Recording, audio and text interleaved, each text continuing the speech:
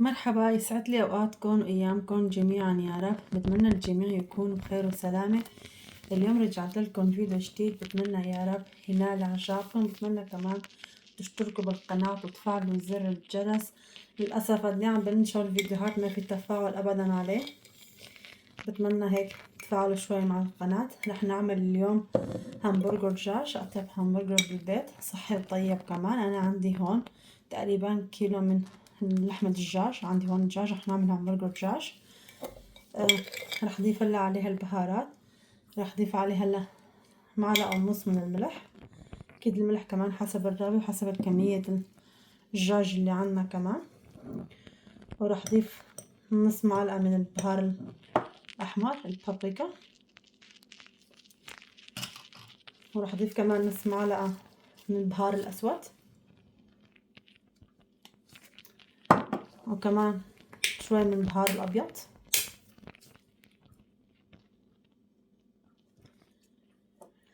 وعندي كمان انا هون بهار الثوم، اضيف كمان شوي.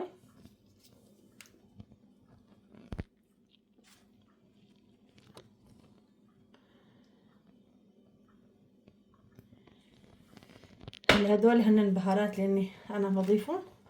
وعندي انا كمان هون شوي من الكعك المطحون، وراح اضيف عليه هلا شو كمان بيضة واحدة. هلا الهمبرجر تبع اللحمة البقر او العجل، لانه هن الهمبرجر تبع اللحمة بعتقد ما حدا بيسووها بالغنم، كلهم بيعملوها بالعجل. ما بضيف لها البيض او الكعك المطحون او البقسماط. احنا رح نضيفها هون مشان انه لحمة الدجاج تنكمش معنا منيح، نعملها قراص ما تنفرط. وهلا هيك بهذا الشكل خلينا نخلطه منيح وبرجع لكم. وهلا هون هيك تقريبا حوالي شي دقيقة بس لخلطته منيح لحتى هيك يندمج البهارات معي مع الدجاج كتير بشكل منيح. مو شايفين هيك صار؟ هلا جينا بدنا نقرص القرص مشان نعمل همبرجر. هلا انا بعمل هيك، اكيد في بالمحلات الهمبرجر بالمطاعم في لها قالب، انا ما عندي بالبيت قالب، بس رح اشيل هاد مشان ما ينزل لحمة عليه. هلا فيكم كمان تجيبوا صحن او طاسة كمان دائرية، حطوا عليها كمان لحمة تطلع بشكل دائري. انا عندي هون غطا، شوي غطا الكبير عندي عشان تطلع كمان قرص شوي كبير. لانه هلا رح احط فيه اللحمة، ما رح نكتر كتير مشان كمان ما تطلع القرص سميكة. هلا هيك بهذا الشكل رح وزعه على شكل مشان يطلع عندي الشكل الدائري. مثل ما قلت فيكم كمان تجيبوا صحن او طاسة كمان تكون دائرية وتمدوا اللحمة وتحطوا كمان هيك عليه كمان بيطلع. خليني هيك ارصه وبرجع لكم. وهلا هيك بهذا الشكل بعد ما وزعت اللحمة بشكل متساوي كلياتها رح اجيب هلا عندي ورقة زبدة. هلا انا هيك عندي هون ورقة زبدة قطعتها هيك، رح احطها هيك واقلبها بس على الطرف الثاني هيك بهذا الشكل.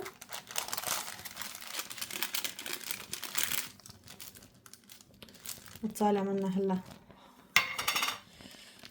هو شيل الكيس الخبز، انا عندي كيس الخبز عادي.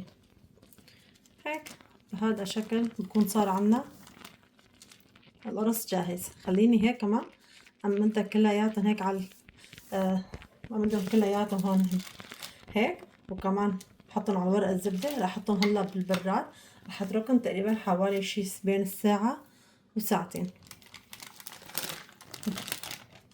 كمان اقلبهم على الطرف الثاني هيك مثل ما قلت. رح احطهم هلا بالبراد بين ساعة وساعتين حتى ينكمش شوي كمان عندي اللحمة. هلا بعد تقريبا حوالي شي ساعة وساعة ونص حطيتهم بالبراد. جبت المقلاية رح اضيف بس عليك شوي زيت خفيف، شعلي انا الغاز تحته.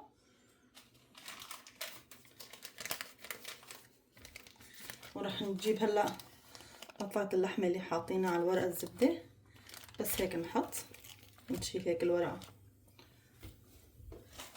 بنشال عليه بكل سهولة. لو حسب المقلاية قد بتتحمل عنا كم قطعة. انا رح احطهم 4، هيتحملوا عندي 4 هيك. وراح احط الغاز انا عندي على العيار الوسط مشان يستوي عندي الدجاج منيح. وبشكل عام كمان لحم صدر الدجاج بيستوي بسرعة هيك بهذا الشكل. لحتى هون كمان يستوي عندي اللحمة راح احضر صوص الهمبرجر. هلا مثل ما قلت لحتى يستوي عندي اللحمة راح اساوي الصوص. بدي هون انا كاتشب، راح اضيف هلا الكاتشب. وهلا كمان راح نضيف شوية مثل مايونيز.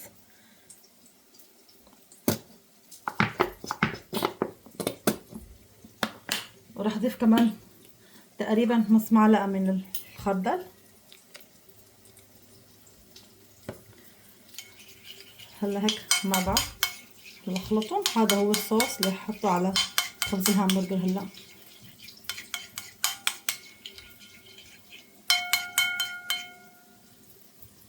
وهلا هون هيك هذا تقريبا اخر وجبة عندي.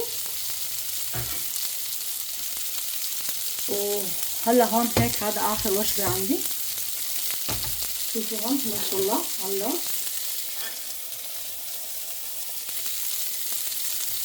هلا مشان الجبنة انه تذوب عندي انا جبت هون عندي الجبنة هذا خاص ناس للبرجر. كمان هون مغلفين بالكيسة راح طالع بس هيك احط عليها مشان يذوب عندي الجبنة. هلا هيك بهذا الشكل بس هيك. خليني كمان هيك اوزع عليهم الجبنة. عملت كل هيك بس انه تقريبا صار بده يبلش انه يخلص عندي يتحمص اللحمة. بحط عليه الجبنة لانه الجبنة بتذوب بسرعة على حرارة الغاز.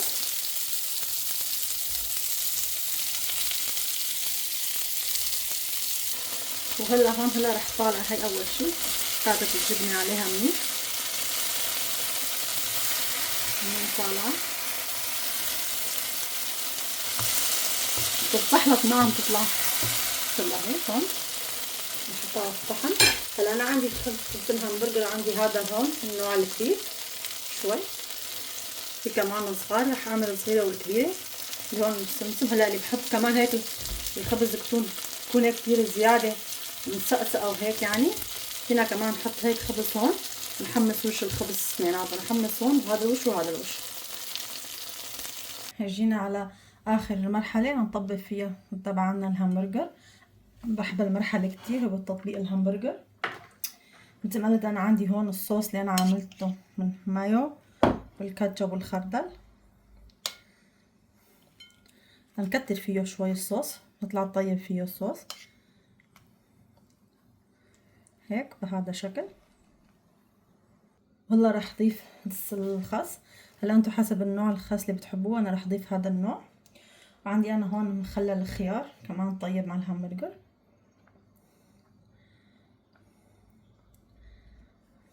بهذا الشكل.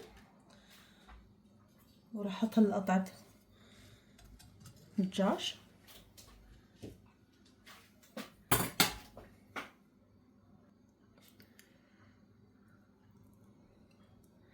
انا كمان هون قالية بطاطا بس عملتهم انا بالقلاية الهوائية لا تدقوا كتير على اللون. طالع هيك شوي. هالمرة نسيت احط الزيت. عادي بحط له شوية زيت نباتي بيطلع كتير منيح. هلا هون هيك نرجع كمان نحط وحدة تانية.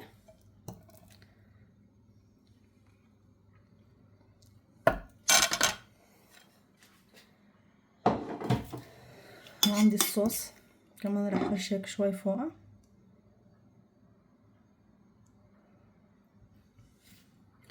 عندي هون كمان قطعة الفوق كمان انا دهنتها بالصوص مثل ما شايفين هيك. راح احط هيك فوق. هلا هيك بهذا الشكل خليني احضرها كلياتها هيك ساويون وبرجع لكم. هلا هون هيك وصلنا لنهاية الفيديو. طبعا هاي مو بس هي الكمية. نسعنا هون كمان عم انتم مو شايفين الساعون كمان رح ساوي 8 قطع. جايبة كيسين من الصمون تبع الهمبرجر. كل كيس كان فيه 4. شوفوا لي هيك على هالمنظر. السلام، شي بشحي طيب وصحي ونضيف كمان شغل البيت.